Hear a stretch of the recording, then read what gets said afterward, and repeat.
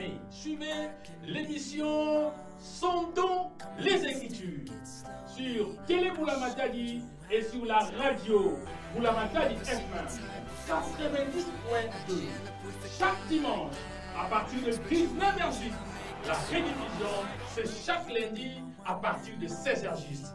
Vous suivez à la télé, vous suivez en même temps à la radio. Vous désirez participer à cette émission? N'hésitez pas à nous appeler au 089 95 76 860. Pasteur, prophète, imam, chercheur indépendant, philosophe, quelle que soit votre croyance, Sondons les Écritures vous ouvre la porte.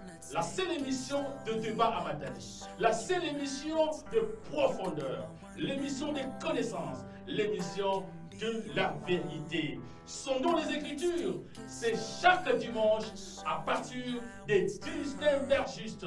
La rediffusion chaque lundi à partir de 16h juste. À la présentation, André Matombe. Très chers téléspectateurs, vous qui aimez l'émission Sondons les Écritures, bonsoir chez vous. Et vous avez certainement compris, nous sommes là, comme d'habitude, chaque dimanche à 19h sur la télé Boulamatadi. Et nous sommes aussi à la radio Boulamatadi, la 90.2. Voilà, aujourd'hui nous allons parler du parcours d'un serviteur de Dieu que vous allez découvrir.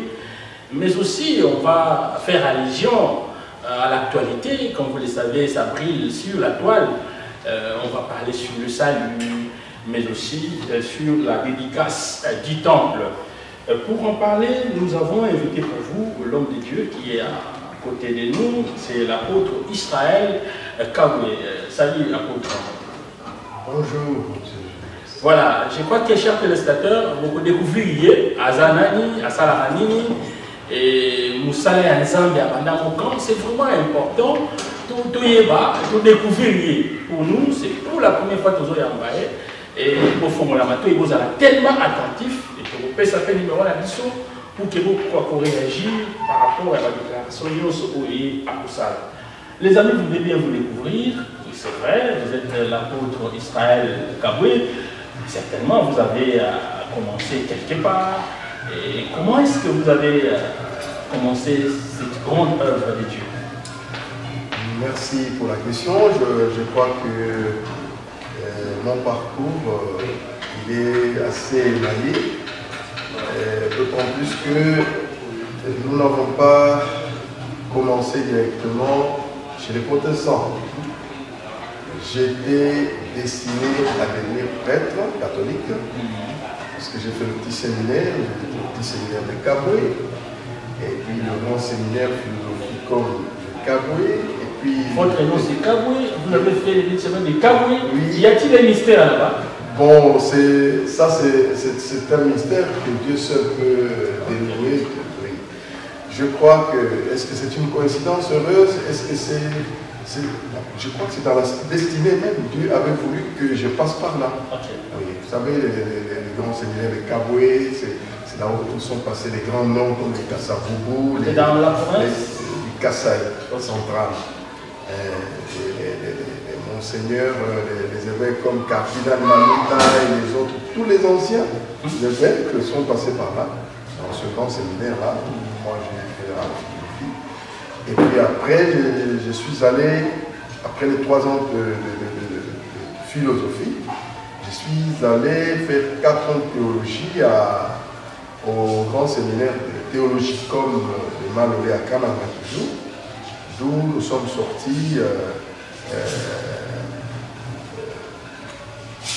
haut les mains avec un diplôme de bachelor en théologie, parce que nous avions eu une chance exceptionnelle.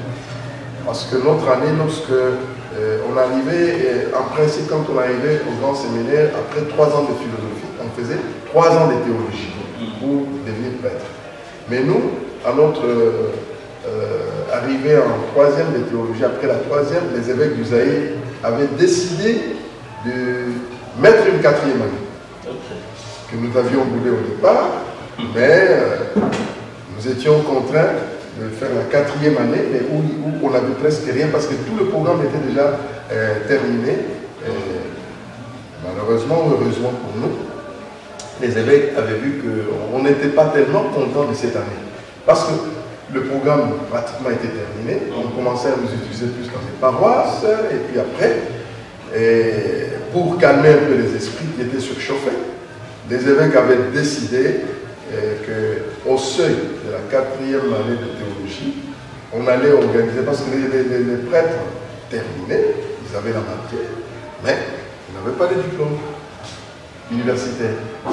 Et c'était notre année où les évêques ont décidé, en 1984-85,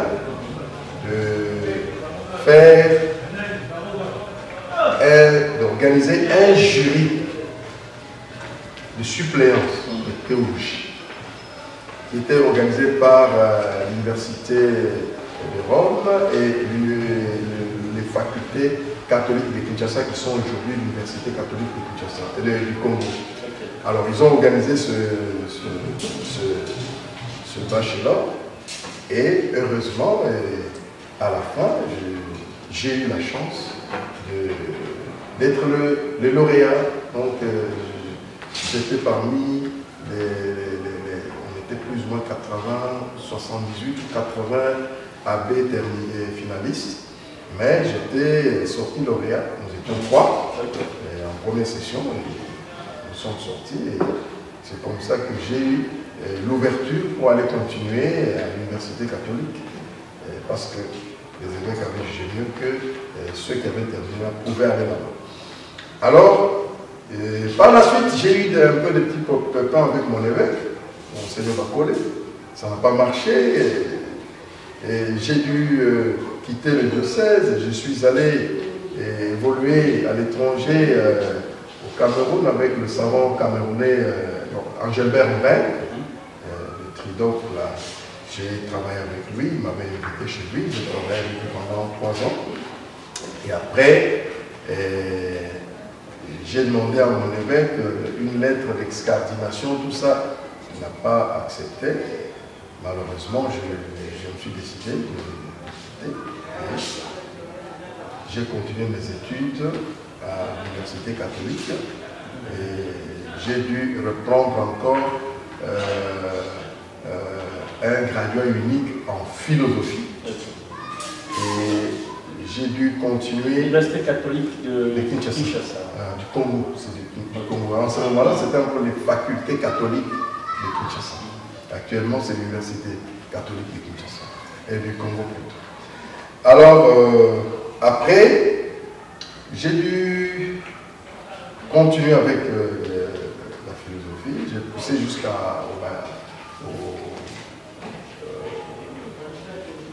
niveau de, comment on peut dire ça, après la licence, j'avais fait encore le doctorant. Oui, j'avais d'abord fait le, comment on appelle ça,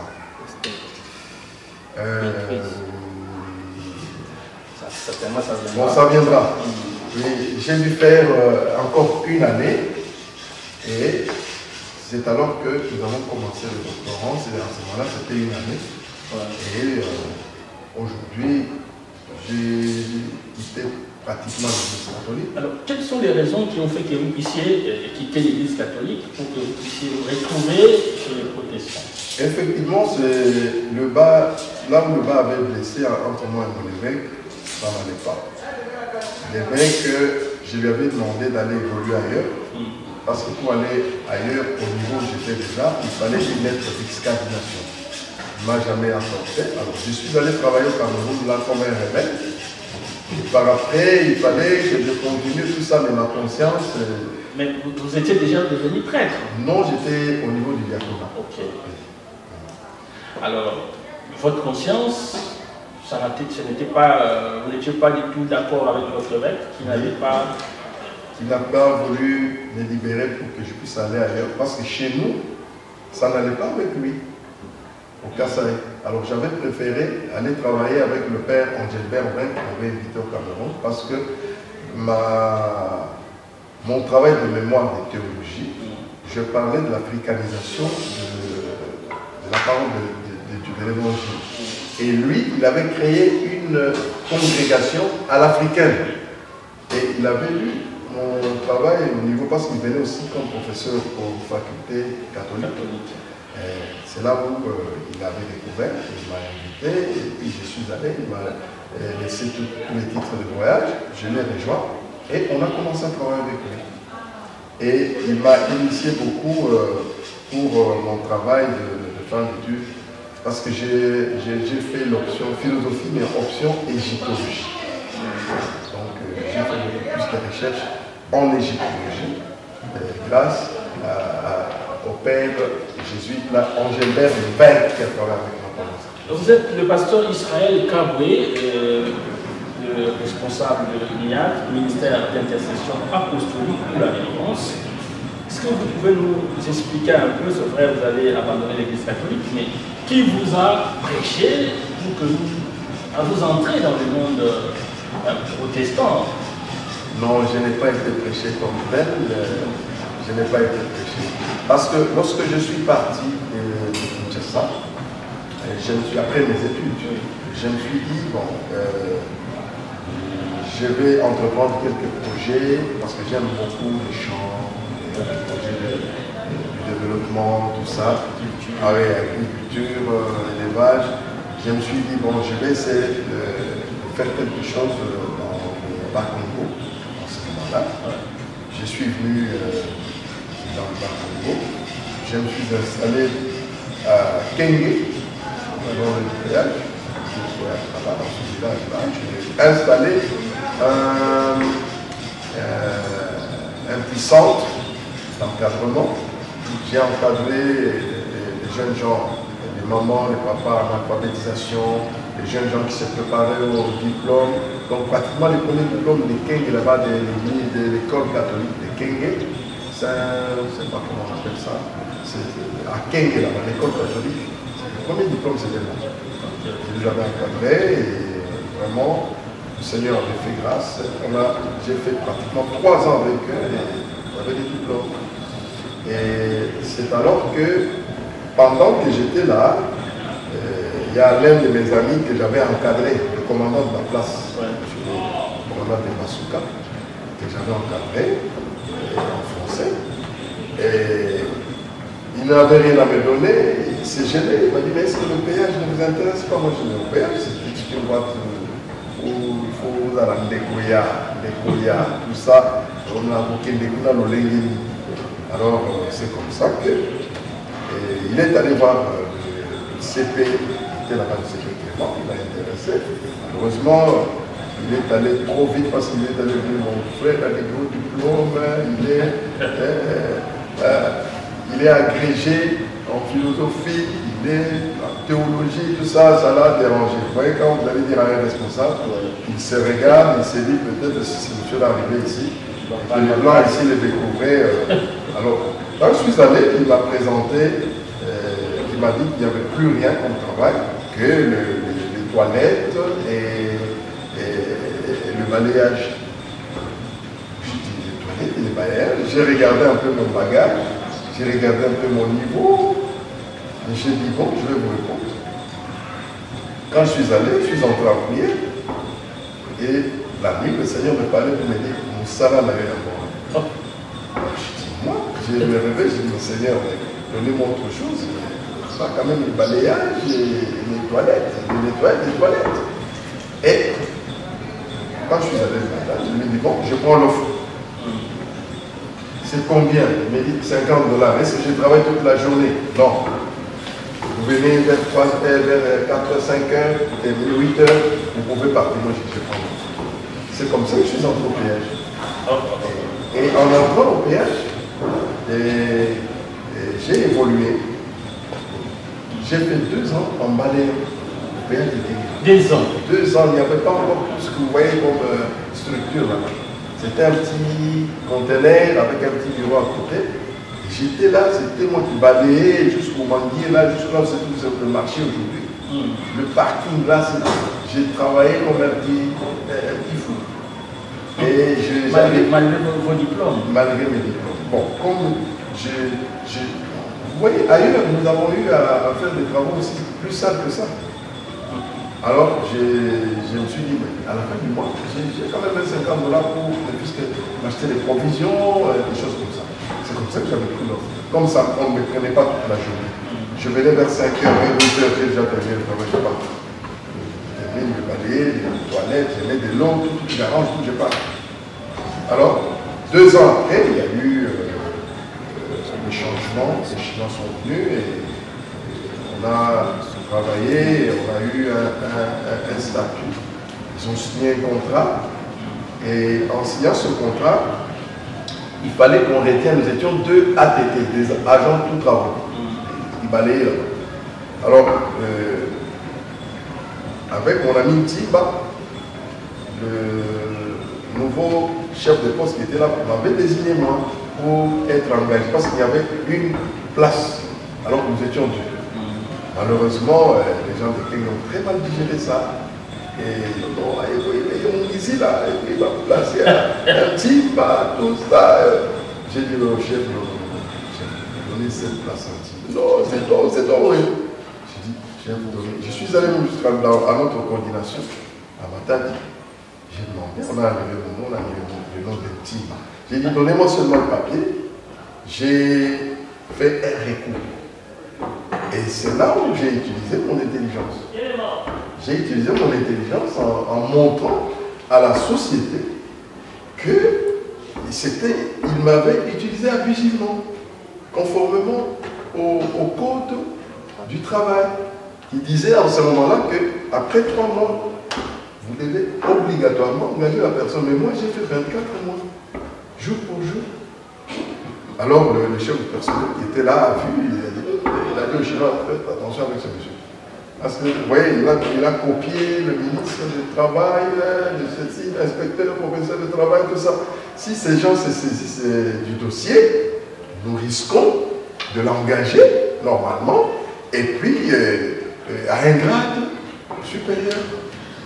Alors, c'est comme ça. Voilà. Merci beaucoup. Je crois que revenons un peu sur votre ministère. Catholique où vous étiez, et vous êtes devenu protestant. Vous avez évolué au niveau des Kenyans. Et comment vous avez pu implanter l'église ici, dans la ville de Matadi? Le début là, c'était comment? J'allais en venir là-bas.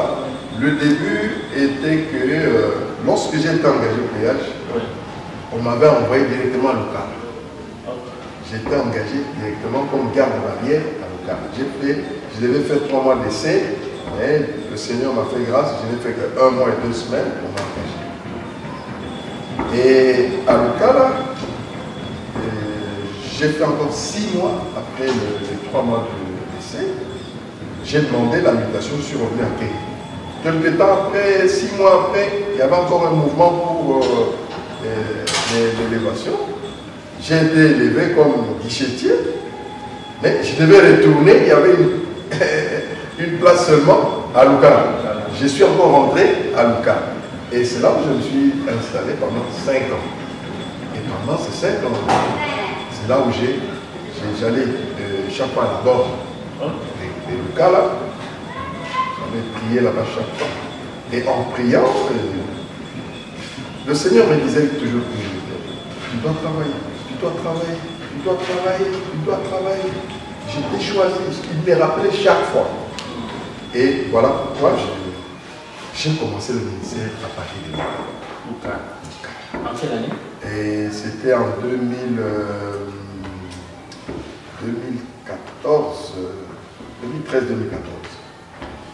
2013-2014. Comment j'ai commencé? Madame avait quelques amis qui venaient chez nous, qui priaient avec nous à la maison. On a commencé à la maison. Avec un groupe de mamans que j'appelais les Mbambanaïs. Les Mbambanaïs venaient travailler et prier avec nous à la maison. Par moment, on montait, il y avait une petite montagne là, on montait, il y avait des jours où on faisait des jeûnes de prière, on montait là-bas, tout ça. Et voilà comment c'est parti. Et après Local, là, j'ai été muté de nouveau à Kenge. À Kenge, je reviens, je monte encore de grade, on me met au pont bascule de Kenge comme opérateur. Alors, Et quelques temps après, je suis encore monté comme commis quêtier.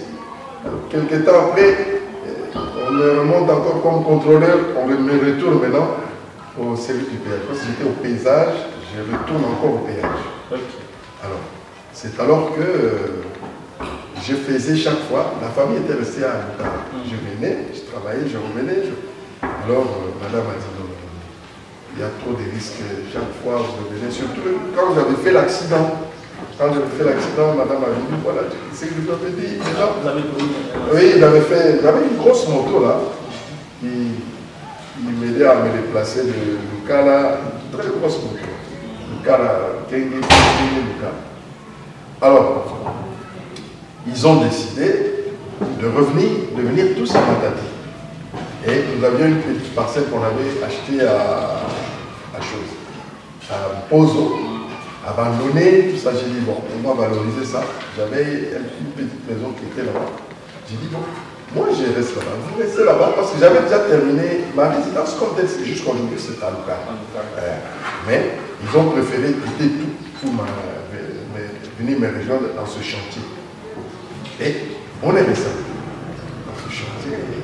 On a cherché un endroit où on pouvait prier. On est allé de l'autre côté chez le pasteur Fils Benza. Alors, Cité des Bonheurs. À la Cité des Bonheurs, nous avons commencé à évoluer là-bas. Et directement, le jour où je suis arrivé, le premier jour où je suis arrivé à la Cité des Bonheurs, il y avait une prophétie. Il y avait une prophétie qui était sortie. La personne que vous venez d'accueillir aujourd'hui, c'est un serviteur de Dieu. On a tout dit là, tout. Le pasteur a dit, Et c'est comme ça que j'ai commencé à travailler avec ce pasteur-là, le pasteur Fils, et qui passe aujourd'hui comme mon père spirituel. Bon. Et après, nous avons pensé faire des ordinations. On a fait des ordinations. Et après les ordinations, le 25 mars 2018, je crois, nous avons quitté la Cité des Bonheurs et nous avons commencé notre ministère officiellement. Voilà, là c'est le ministère d'intercession apostolique pour la délivrance. Je crois que, alors, vous avez construit un grand temple. Vous avez quitté là où vous êtes. D'ailleurs, nous voyons comment les choses sont organisées. Parlez-nous un peu de la dédicace qui va avoir lieu le samedi. Bon, vous savez,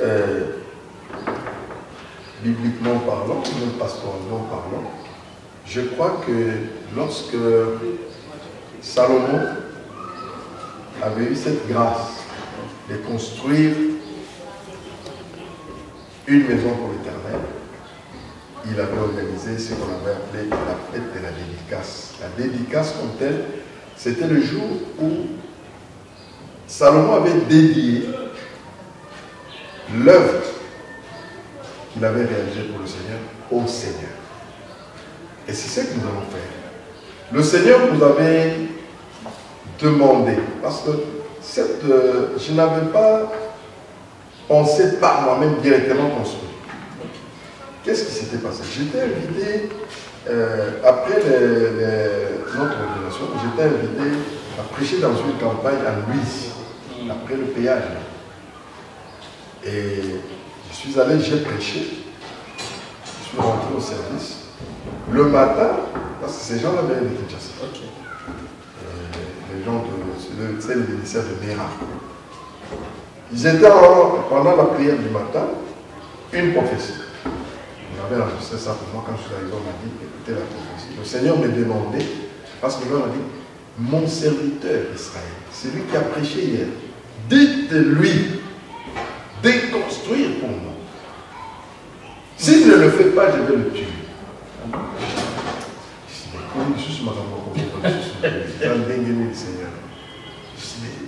Parce que j'ai regardé, je me suis regardé, j'ai dit, moi j'ai quel moyen pour construire un temple? En un premier temps, ça m'a un peu dérangé.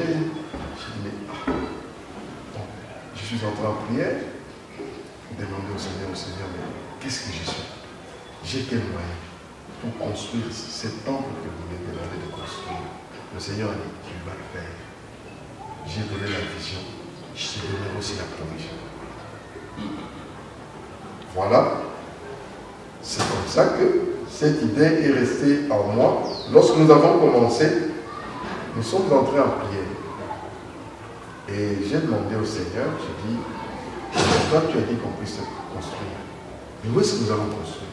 Le Seigneur nous a montré tous ces côtés, parce que nous sommes là derrière. Il nous a montré, ça sera dans cette direction. On n'avait rien comme ça. Quelques temps après, le Seigneur nous a bénis.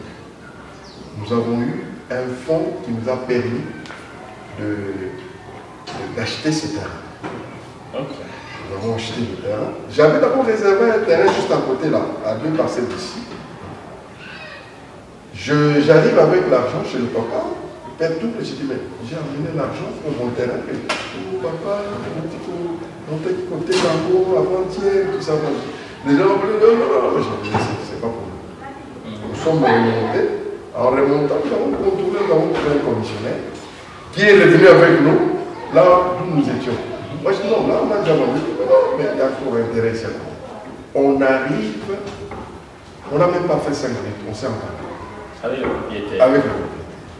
On a acheté et il nous a vendu une partie. Dieu merci maintenant parce que de son vivant, les enfants avaient refusé de nous accorder la partie restante. Mais au jour d'aujourd'hui, après la mort de papa, les enfants sont revenus et ils m'ont vendu la partie qui reste. Vous verrez ça avec la caméra. Et c'est là où nous allons mettre notre école. Donc, et voilà comment nous avons acheté le terrain. Après avoir acheté le terrain, directement, nous avons commencé le travail. Nous avons commencé par aplanir le terrain qui était vraiment un terrain, vraiment, si vous voyez les photos, je ne sais pas si on peut encore le retrouver, on a aplani et on a commencé la construction. Au départ, nous pensions faire quelque chose en étage.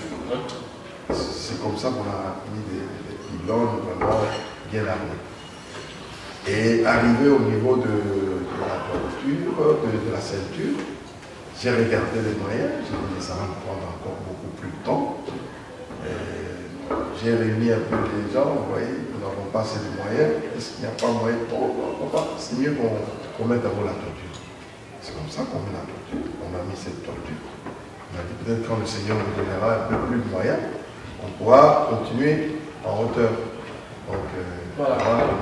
Alors, la dédicace, c'est pour quelle date vous avez prévu et vous invitez qui à prendre part et prendre part?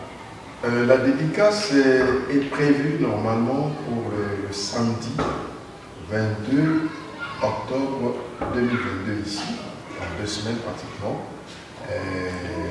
à 10h ici.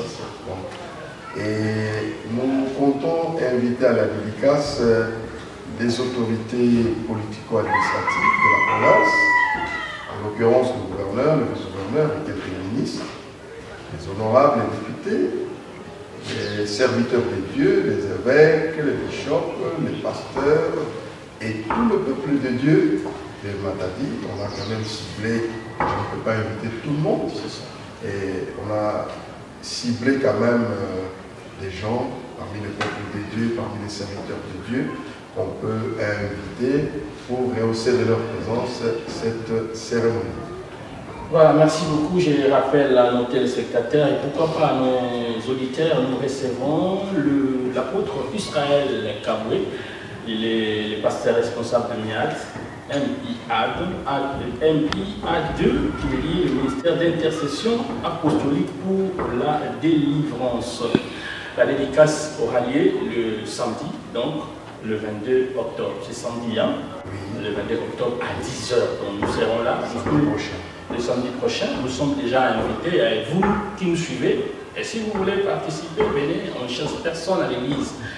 Alors, notre numéro, pour ceux qui nous suivent à la radio, c'est le 089 95 76 860 089 95 76 860. C'est l'émission Sondons les Écritures avec André Matombé. Sondons les Écritures. Alors nous recevons le nom de Dieu. Alors, dans chaque église, dans chaque communauté, il y a un enseignement, il y a une base, une doctrine. Alors, quelle est la doctrine de votre ministère d'intercession apostolique pour la délivrance? Comme l'indique le nom, je crois que nous avons eu mission auprès du Seigneur en nous basant, nous nous sommes basés sur Ésaïe 61, 1 à 3, où il est écrit que l'Esprit du Seigneur est sur moi. Il m'a envoyé pour libérer ceux qui sont captifs, donner la bonne nouvelle du salut, délivrer les prisonniers. Nous avons, c'est ça notre charisme, la délivrance. Le ministère a pour charisme la délivrance. Nous disons ministère d'intercession. Nous sommes là pour intercéder pour toutes les personnes qui sont sataniques. Parce qu'aujourd'hui, vous savez que le diable est là pour appliquer ce qui est écrit dans Jean 10, 10. Donc, l'ennemi ne vient que pour voler, piller, détruire, tuer. Donc, vous voyez que nous avons constaté que l'homme est détruit, non seulement sur le plan physique, parce que le diable lui impose par exemple les liens de la pauvreté, sécheresse, de la limitation. Sur le plan intellectuel, il y a des gens qui sont attaqués aussi par le diable à cause de l'ignorance. Parce que vous savez que Osée 4 et 6 dit « Mon peuple est détruit faute de connaissance ». Alors, les gens sont dans l'ignorance, les gens sont limités. Donc nous voudrions, autant que faire se peut, aider la personne humaine à se retrouver non seulement sur le plan physique, sur le plan intellectuel, mais aussi sur le plan spirituel. Donc nous cherchons à sauver tout l'homme et tout l'homme. Tout homme, c'est-à-dire indistinctement de son appartenance religieuse. Tout l'homme, c'est-à-dire nous cherchons à sauver l'âme, le salut, c'est ça notre objectif. Parce que le ministère, si Dieu nous a donné de faire ce travail, c'est pour amener, dépeupler le camp du diable, pour amener les hommes vers Dieu, vers le salut, par la prédication de la parole de Dieu. Et on cherche aussi à sauver l'esprit, c'est-à-dire par la formation. C'est comme ça que dans notre ministère, nous avons, pour sauver l'âme, nous avons la parole de Dieu et les églises, un peu partout. Et pour sauver l'esprit, nous avons dans notre ministère des structures qui prévoient, où on a des écoles, maternelles, primaires, secondaires, et nous pensons même arriver jusqu'à l'université. Et sur le plan physique, nous pensons sauver l'homme par les œuvres de développement.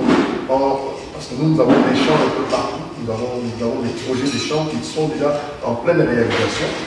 Et nous cherchons à amener l'homme à s'autosuffire sur le plan alimentaire, sur le plan physique.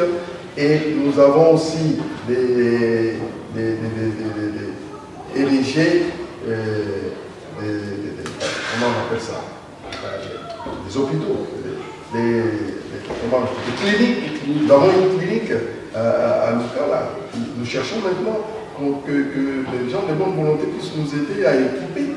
La maison est déjà terminée. Mais est-ce que dans la Bible, vous lisez la Bible, je crois que la Bible c'est les livres saints que vous utilisez. Mais est-ce que, selon l'ordre qui avait été donné par le Seigneur, est-ce qu'il faudrait construire des écoles? Il y en a qui pensent que cette affaire de construire des écoles, ça n'a pas été donné aux apôtres. Qu'en pensez-vous? Les écoles, le Christ lui-même. En dehors des hôpitaux aussi. Oui, excusez-moi. Je vais vous faire voir que tout ça c'est prévu par la parole de Dieu. D'abord, le Christ lui-même. Lorsqu'il est arrivé, il n'a pas commencé directement. Il a choisi parmi le peuple d'Israël quelques fils du royaume, 12. Il les a mis à côté de lui. Parce que les gens pensaient que l'école c'est seulement le bâtiment. Le Seigneur, pendant qu'il a enseigné la foule, il enseignait aussi les disciples. Ils étaient à l'école de Jésus pendant 3 ans. Ils étaient à l'université de Jésus pendant 3 ans. Et vous voyez, par moments, lorsque le Seigneur terminait d'enseigner, qu'est-ce qu'il faisait? Il prenait parfois ses disciples, il les mettait à l'écart. Et les disciples commençaient à lui poser des questions là. Et Seigneur, nous sommes allés là-bas, on a fait ceci, on n'a pas pu, mais pourquoi? Et le Seigneur leur donnait des réponses. Ils étaient à l'école de Jésus, c'était toute une école. Ça, c'est pour ceux qui regardent l'école. L'école, ce n'est pas seulement les bâtiments. L'école, c'est l'enseignement d'abord. Ce qui fait l'école, c'est l'enseignement des bases. Le Seigneur, tout ce qu'il faisait, c'est qu'il enseignait. Il donnait à ses disciples ce qui était nécessaire. Même après lui, le Saint-Esprit est venu leur révéler tout ce que le Seigneur avait dit. Et aujourd'hui, nous avons la Bible. Grâce à quoi? À ses enseignements. C'était toute une école. Mais non, vous parlez des écoles, des hôpitaux. Mais le Seigneur, mais lui-même, c'était un hôpital ambulant. Partout le Seigneur passait, qu'est-ce qu'il faisait? Il guérissait les malades. Alors pourquoi vous ne procédez pas à la prière?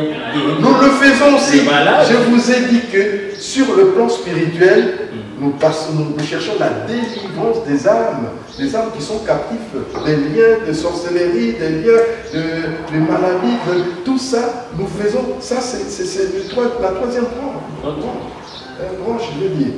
On prie pour délivrer les gens dans notre ministère. Nous prions, c'est ça notre premier charisme.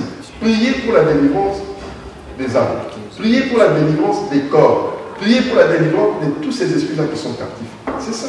Voilà, votre communauté, votre ministère se trouve ici, quand nous sommes dans la commune de Nzanza, en Bozo, avenue Bongo Keta numéro 50, dans le quartier Chakalatimba. Alors, Bozo est réputé un milieu où il y a tellement de gens qui ne confessent pas les Christ. Bozo est réputé comme un quartier où, en tout cas, Jésus-Christ est vraiment bafoué comme ça, il est foulé aux pieds. Est-ce que vous allez tenir à faire en sorte que ces gens-là viennent en Christ et qu'ils reconnaissent la grandeur de ces Jésus? Je crois que le Seigneur Jésus avait déjà donné la réponse à votre question. Lorsqu'il avait dit aux pharisiens et aux scribes qui le condamnaient de côtoyer les gens de mauvaise vie, tout ça, il leur a dit que ce n'est pas un homme qui est bien portant qui a besoin de médecin. C'est quelqu'un qui est malade. Je crois effectivement que ce sont des malades spirituels. Quelqu'un qui n'est pas encore en Christ, moi je le considère comme un malade. Il faut aller vers lui. Et ça tombe bien que nous puissions mettre notre ministère dans ce milieu-là pour évangéliser ce milieu, pour gagner ce milieu à Jésus, pour dépeupler effectivement le camp du diable et peupler le camp de Dieu. Je crois que notre ministère trouve tout son pesanteur, tout son droit de cité.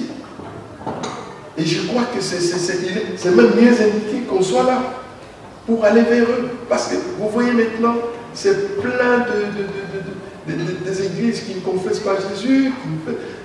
Maintenant, nous devons aller vers les antichrists, les antéchrists, leur faire voir le bien fondé du salut en Jésus.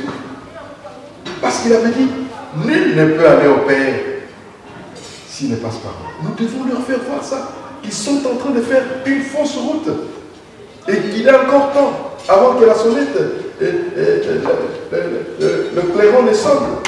Au dernier jour, vous avez encore du temps de revenir à Jésus. Vous avez encore du temps de vous convertir. C'est ça notre tâche. Nous devons nous convaincre. Voilà, en tout cas, c'est une lourde tâche que vous avez, cher apôtre Israël Kaboué, de conquérir ces gens et de les ramener dans les camps de Jésus Christ. Alors, Nous avons promis aussi de parler sur les questions d'actualité. Il y a un grand musicien de notre pays, Lifo Godiciel, vous le connaissez, il a fait des déclarations, en tout cas que j'ai entouré grave. Il a dit qu'il aime Branham plus que Jésus. Vous aimez Jésus, vous avez parlé, vous continuez à parler de lui. Mais est-ce que cette façon de faire, cette déclaration, vous, en tant que quelqu'un qui croit à la Bible, quelqu'un qui aime la parole de Dieu, comment avez-vous jugé cela? Vous savez, le Seigneur Jésus avait dit, c'est lui qui m'aime plus que son père et sa mère n'est pas digne de moi. Du Foucault du ciel a dit, il aime Branham plus que Jésus. Voilà déjà, il n'est pas digne de Jésus. Le deux, il a nié le Seigneur Jésus.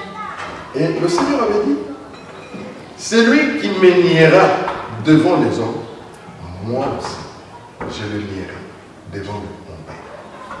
Il faut que du ciel, je crois qu'il est encore, c'est ça, j'appelle ça un péché contre le Saint-Esprit. Vous savez, le péché contre le Saint-Esprit, ce sont des péchés qui sont irrémissibles. Impardonnable. Et ça, c'est un péché contre l'Esprit. Ça, c'est un péché contre le Saint-Esprit. Je crois que le frère est allé maintenant au-delà. Il est sorti de l'évangile. Il est sorti de la parole. Vous savez, il n'a pas été mal compris, peut-être. Non, il a bien dit que j'aime, moi j'ai suivi le passage, j'aime Branham plus que Jésus. Et quelque part, il souligne aussi que Branham est comme son Dieu. C'est très grave. Ça c'est de l'idolâtrie. Ça c'est du blasphème. Y a-t-il une différence entre Branham et Jésus-Christ, selon la Bible? Branham, c'est un homme. Il y a même des passages. Si vous avez le parcours de Branham, essayez de voir tout au début. Branham, le frère Branham, quand il se présente, il dit, je ne suis qu'un homme. Lui-même, Branham, il ne s'est jamais déclaré Dieu. Il a dit, je ne suis qu'un homme, je suis votre frère parmi les frères et sœurs. William Branham. William, mais je crois, j'avais suivi ça dans. Il y avait l'abbé là de Bushima, il avait Kanda, qui était en confrontation avec un des pasteurs de Branham. On a balancé ce passage-là. L'abbé avait amené ce passage-là où Branham se déclare homme, un homme. Pour moi, Branham, c'est un homme. Un envoyé de Dieu, un serviteur de Dieu, un serviteur de Jésus-Christ. Parce qu'il reconnaît Jésus comme son Seigneur et son Sauveur. Et comment aujourd'hui, quelqu'un qui reconnaît Jésus comme son Seigneur et son Sauveur, il y a quelqu'un d'autre qui fait de lui son Seigneur et son Sauveur? C'est un blasphème, c'est une hérésie. En théologie, on appelle ça une hérésie. Il a blasphémé. Il est sorti en dehors de l'orthodoxie de la parole. Alors, quel message vous pouvez envoyer au pasteur Lifo Godiciel? Nous connaissons tous ces chansons, comment cela exalte le Seigneur de gloire. Mais c'est comme si il faut coiffer ce qu'on appelle, il a un peu dévié par rapport à tout ce qu'il lui-même chantait. Il a chanté cet homme de Jésus qui est au-dessus de tous les noms. Quel message vous pouvez lui adresser maintenant?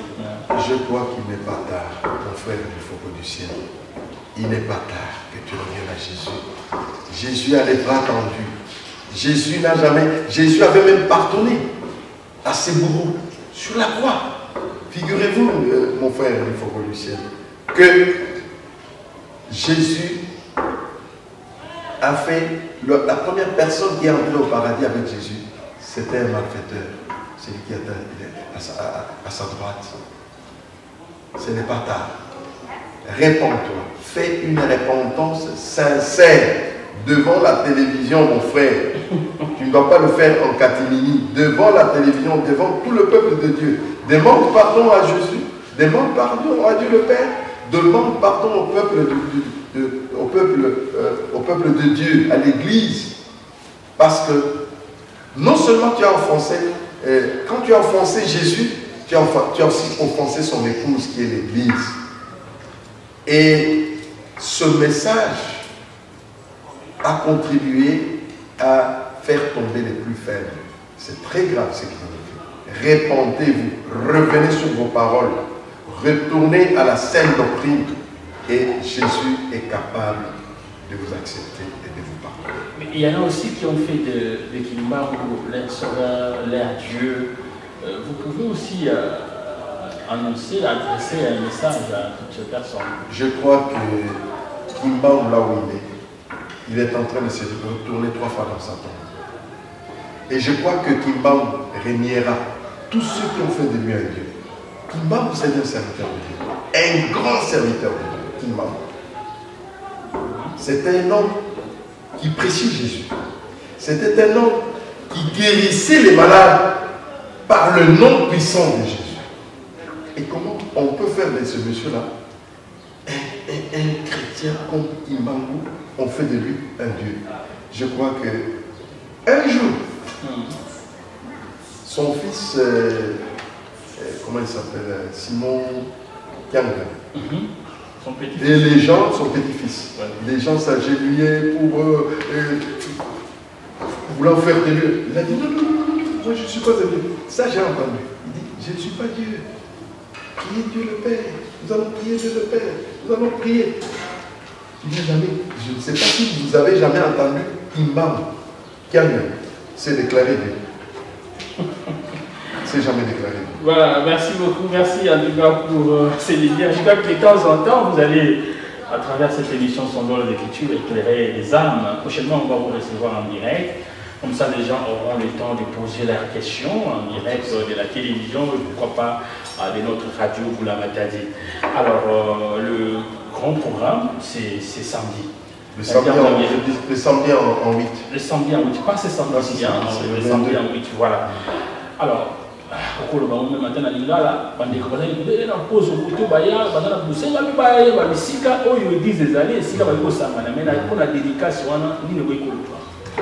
pour la dédicace, les alliés porte ouverte. Dédicace, les alliés de Bonzelankolo, Oyo, a Pesidiso, tout ça là dans ma boucle, on a biso battu. Oye, Asala. Nandako eye ekoma esika ye afandi na ngwende na ye. Esika ye soki okoti obondeli obeleli nkolo ayo. Soki oye la kolela apangusi obizoli la miso. Soki oye la maladie apesi guérison.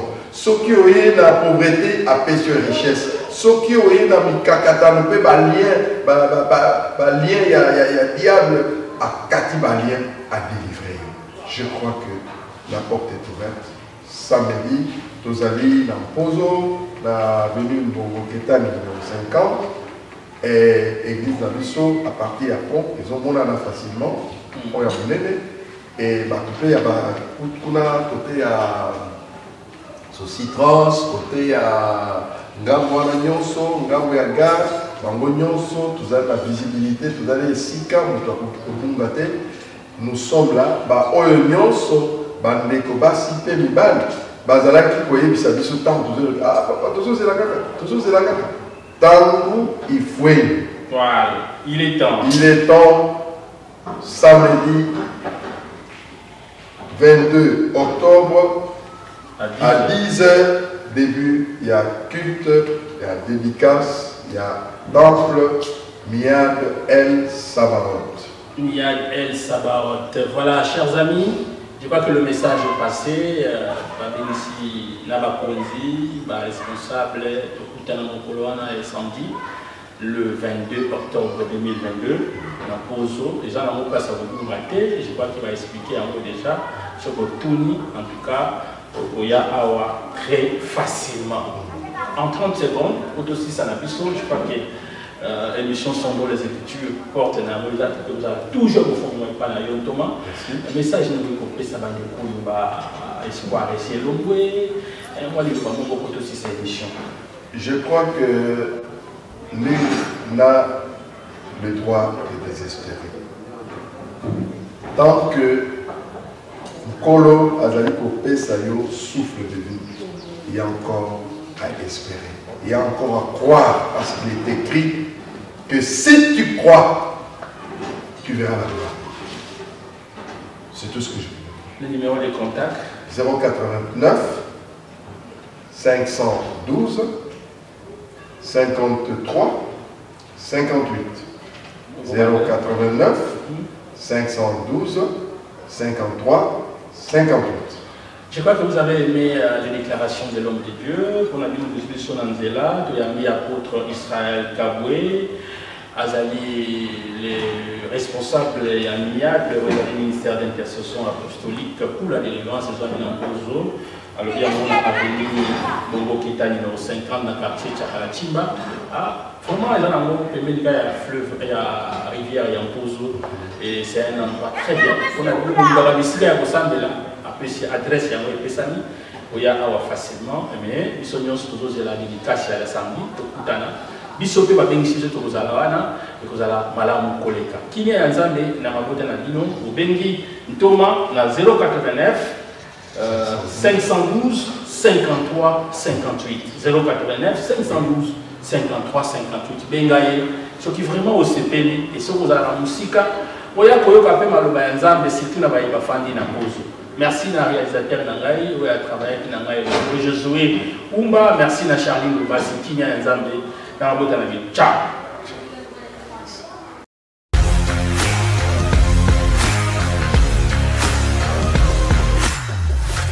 Chers téléspectateurs, je vous annonce une bonne nouvelle.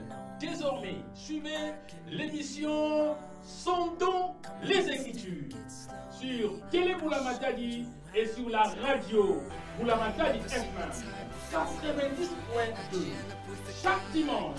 À partir de 19h juste, la rediffusion, c'est chaque lundi à partir de 16h juste.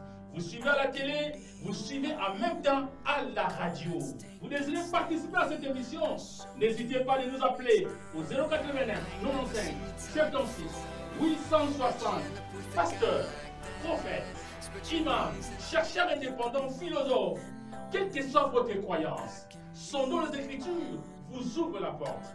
La seule émission de débat à Matadi, la seule émission de profondeur, l'émission de connaissances, l'émission de la vérité. Sondons les Écritures, c'est chaque dimanche à partir des 19h juste. La rediffusion chaque lundi à partir de 16h juste. À la présentation, André Matombe.